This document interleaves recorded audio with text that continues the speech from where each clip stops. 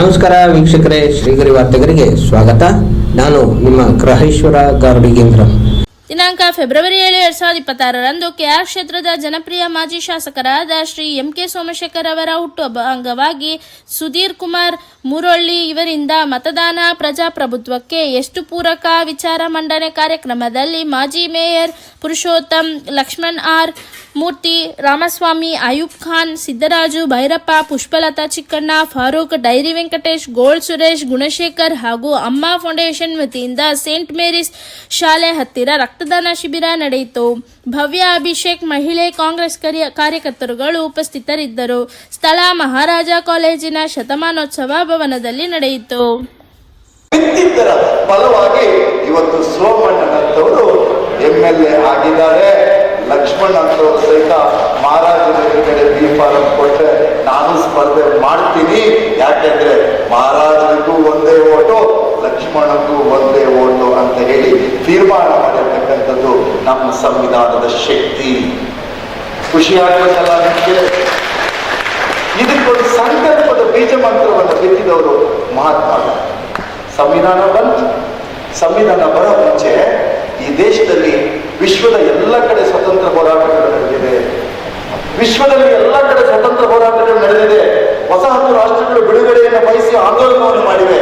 ಆದರೆ ಭಾರತದ ಸ್ವತಂತ್ರ ಹೋರಾಟದ ಭಾರಿ ದೊಡ್ಡವಾದಂತಹ ಮುಖ್ಯ ನೆಲೆ ಅಂದರೆ ಗಾಂಧಿಯ ನೇತೃತ್ವ ಬಂದ ಮೇಲೆ ಬರೀ ರಾಜಕೀಯ ಅಧಿಕಾರವನ್ನು ಸಂಪಾದಿಸುವುದು ಮಾತ್ರ ಮುಖ್ಯ ಆಗಿರಲಿಲ್ಲ. ಸ್ವತಂತ್ರ ಬಂದ ಮೇಲೆ ಈ ದೇಶ ಹೇಗಿರಬೇಕು ಅನ್ನುವ ಸಂಕಲ್ಪವನ್ನು ಮಾಡಿದ್ದು ನಮ್ಮ ಸ್ವತಂತ್ರ ಹೋರಾಟಗಾರರ ಶಕ್ತಿ. ಆ ರೀತಿ ದೇಶ ಹೇಗಿರಬೇಕು ಅಂತ ಯೋಚನೆ ಮಾಡಿದ್ರಿಂದ ಬಾಬಾ ಸಾಹೇಬ್ ಅಂಬೇಡ್ಕರ್ ಕೈಗೆ ಸಂವಿಧಾನದ ರಚನೆ ಸಮಿತಿಯ ಕರಡು ಸಮಿತಿಯ ಅಧ್ಯಕ್ಷತೆಯನ್ನು ಕೊಡುವಂತಾಯಿತು. ಬಾಬಾ ಸಾಹೇಬ್ ಅಂಬೇಡ್ಕರ್ ಅವರ ನೇತೃತ್ವ ಕೊಡದೆ ನನ್ನಂತವ್ರ ಕೈಗೆ ಏನಾದ್ರು ಕೊಟ್ಟಿದ್ರೆ ಎಂತ ಸಂವಿಧಾನ ಬರ್ತಿತ್ತು ಅಂದ್ರೆ ಇವತ್ತು ಹೆಣ್ಮಕ್ಳು ಬಂದು ಸಭೆಯಲ್ಲಿ ಕೂರಬಾರದು ಅಂತ ಹೇಳಬಾರದಂತ ಸಂವಿಧಾನ ಬರ್ತಾ ಇತ್ತು. ಈ ವೇದಿಕೆ ಮೇಲೆ ಕೂತಿರ್ತಕ್ಕಂಥ ನಮ್ಮ ಅಕ್ಕ, ಅರೆ ಹೆಣ್ಣು ಮಕ್ಕಳು ಯಾಕೆ ವೇದಿಕೆ ಮೇಲೆ ಬರಬೇಕು, ಆಕೆ ಕೆಳಗಿರ್ಬೇಕು, ಇಲ್ಲ ಮನೇಲಿರ್ಬೇಕಿತ್ತು ಅಂತ ಹೇಳ್ತಕ್ಕಂಥ ಸಂವಿಧಾನ ಬರ್ತಾ ಇತ್ತು. ಯಾವ ರೀತಿ ಸಂವಿಧಾನ ಬರ್ತಾ ಇತ್ತು ಅಂತಂದ್ರೆ ಇಂತಿಂತವರಿಗೆ ಓಟಿನ ಅಧಿಕಾರ, ಇಂಥವ್ರ ಓಟಿಗೆ 50 ಬೆಲೆ, ಇಂಥವ್ರ ಓಟಿಗೆ 100 ಬೆಲೆ, ಮೂರ್ತಿಯಣ್ಣನ ಓಟಿಗೆ 25 ಬೆಲೆ, ಸುಧೀರ್ ಕುಮಾರ್ ಮುರೊಳ್ಳಿ ಓಟಿಗೆ -1 ಬೆಲೆ ಅನ್ನುವ ರೀತಿಯ ಸಂವಿಧಾನ ಬರ್ತಾ ಇತ್ತು. ಆದ್ರೆ ಬಾಬಾ ಸಾಹೇಬ್ ಅಂಬೇಡ್ಕರ್ ಎನ್ನುವ ಸಮತೆಯ ಹರಿಕಾರ, ಸಮತಾವಾದಿಯ ದೆಸೆಯಿಂದ ಈ ದೇಶದಲ್ಲಿ ಮತದಾನದ ಅಧಿಕಾರ ಅಂತಂದ್ರೆ ಆಟೋ ಚಾಲಕನಿಂದ ಹಿಡಿದು ಅರಮನೆಯಲ್ಲಿ ಕೂತವರವರೆಗೆ ಒಂದೇ ಮತಾಧಿಕಾರದ ಮೌಲ್ಯವನ್ನು ಕೊಟ್ಟಿದ್ರೆ ಅದು ನಮ್ಮ ಭಾರತದ ಸಂವಿಧಾನದ ಹೆಗ್ಗಳಿಕೆ. ಭಾರತದ ಸಂವಿಧಾನದ ಹೆಗ್ಗಳಿಕೆ. ಬೇರೆ ಬೇರೆ ಕಡೆ ಎಲ್ಲ VIP ಟ್ರೀಟ್ಮೆಂಟ್ ಇದೆ. ನಮ್ಮ ಮತದಾನ ಕೇಂದ್ರಗಳನ್ನು ಅಷ್ಟರ ಮಟ್ಟಿಗೆ ಸ್ವಚ್ಛವಾಗಿ ಇಟ್ಕೊಂಡಿದ್ದೀವಿ. There is no VIP treatment. ಹೆಣ್ಮಕ್ಳಿಗೆ ಮಾತ್ರ ಪಿಂಕ್ ಬೂತ್ ಮಾಡಿದ್ದೀವಿ. ಅದು ಸಮಾನತೆಯ ವಾದದ ಕಾರಣಕ್ಕಾಗಿ. ಉಳಿದಂತೆ ರಾಜರು ಕ್ಯೂವಲ್ಲಿ ನಿಂತ್ಕೋಬೇಕು, ವಕೀಲರು ಕ್ಯೂವಲ್ಲಿ ನಿಂತ್ಕೋಬೇಕು, ಇಂಜಿನಿಯರು ಕ್ಯೂವಲ್ಲಿ ನಿಂತ್ಕೋಬೇಕು, ರಿಯಲ್ ಎಸ್ಟೇಟ್ನೂ ವೋಟ್ ಮಾಡಬೇಕು ಅಂತ ಮನಸ್ಸಲ್ಲಿ ಬಂದ್ರೆ ಕ್ಯೂವಲ್ಲಿ ನಿಂತೇ ವೋಟ್ ಮಾಡಬೇಕಾದಂತ VIP ಟ್ರೀಟ್ಮೆಂಟ್ ಇಲ್ಲದ ಒಂದು ಸಮತಾವಾದಿ ಮತದಾನವನ್ನು ತಂದಿದ್ರೆ ಅದು ಭಾರತದ ಸಂವಿಧಾನದ ಹೆಗ್ಗಳಿಕೆ. ತಂದ್ವಿ ಮತದಾನ, ಏನಾಯ್ತು ನೆನ್ಪಿಟ್ಕೋಬೇಕು ಸ್ನೇಹಿತರೆ. ಈ ದೇಶದಲ್ಲಿ ನಮ್ಮನ್ನು ಆಳುವವರು, ಆಳಿದ ಪೂರ್ವಸೂರಿಗಳು ಎಂತಹ ಗಣತ ವ್ಯಕ್ತಿಗಳು ಅಂದ್ರೆ ಯಾರು ಸಹಿತ ನಿಮ್ಮೂರಿನ ಗ್ರಾಮ ಪಂಚಾಯತಿ ಇದ್ದವರು ಲಕ್ಷ್ಮಣ್ ಅವರೇ ಹೋಗಿ ಆಗ ಆಗಿದ್ದಂಥ ನೆಹರುಗಾಗ್ಲಿ, ಆಮೇಲೆ ಬಂದ ರಾಜೀವ್ ಗಾಂಧಿಗಾಗ್ಲಿ, 73ನೇ ತಿದ್ದುಪಡಿಯನ್ನು ಸಾಧಿಸಿರ್ತಕ್ಕಂಥ ನರಸಿಂಹರಾಯರಿಗಾಗ್ಲಿ ಯಾರು ತಗೊಂಡು ಅರ್ಜಿ ಕೊಟ್ಟಿರಲಿಲ್ಲ. ನಮಗೊಂದು ಗ್ರಾಮ ಪಂಚಾಯತಿಗೆ ಒಂದು ಅಧಿಕಾರ ಕೊಡಿ, ನಮ್ಮ ಕಮಲಕ್ಕ ಸೈನಿಗೆ ಒಂದು ಬೆಲೆ ಕೊಡಿ, ಯಾರು ಕೊಟ್ಟಿರಲಿಲ್ಲ ಅರ್ಜಿಯನ್ನು.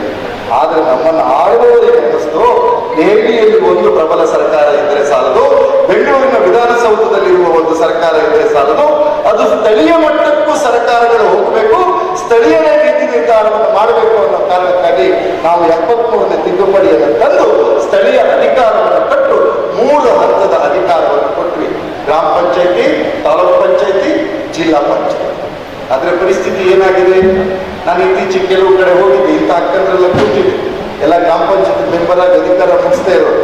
ಅಕ್ಕ, ನಿಮ್ಮ ಗ್ರಾಮ ಪಂಚಾಯತಿ ಚುನಾವಣೆಗೆ ಗೆಲುವಿಗೆ ಕಾರಣ ಏನು ಅಂತ ಹೇಳಿ, ಅಣ್ಣ ಕಾರಣ ವೆರಿ ಸಿಂಪಲ್ ಅದು ಏನು ಅಂತ, ನಮ್ಮೂರು ದೇವಿಗೆ 1 ಕುರಿ ಬಲಿ ಕೊಡ್ತಿದ್ವಣ್ಣ, ಈ ಸರಿ ನಾಮಿನೇಷನ್ ಹಾಕ್ತವ್ರೆ, ನಾನು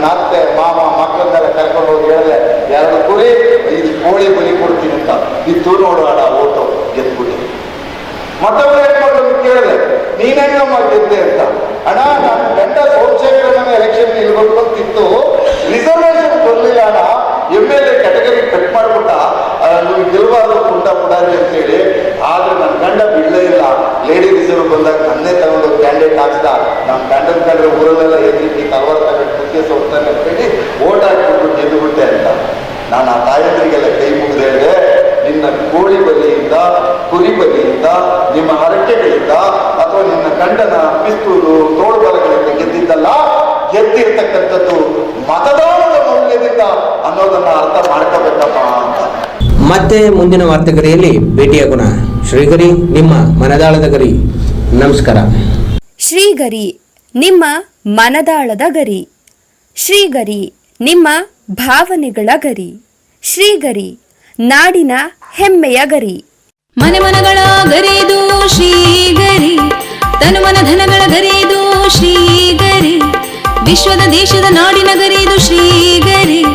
ಶ್ರೀಗರಿ ಶ್ರೀಗರಿ ಶ್ರೀಗರಿ ಶ್ರೀಗರಿ ಶ್ರೀಗರಿ, ನಿಮ್ಮ ಮನದಾಳದ ಗರಿ.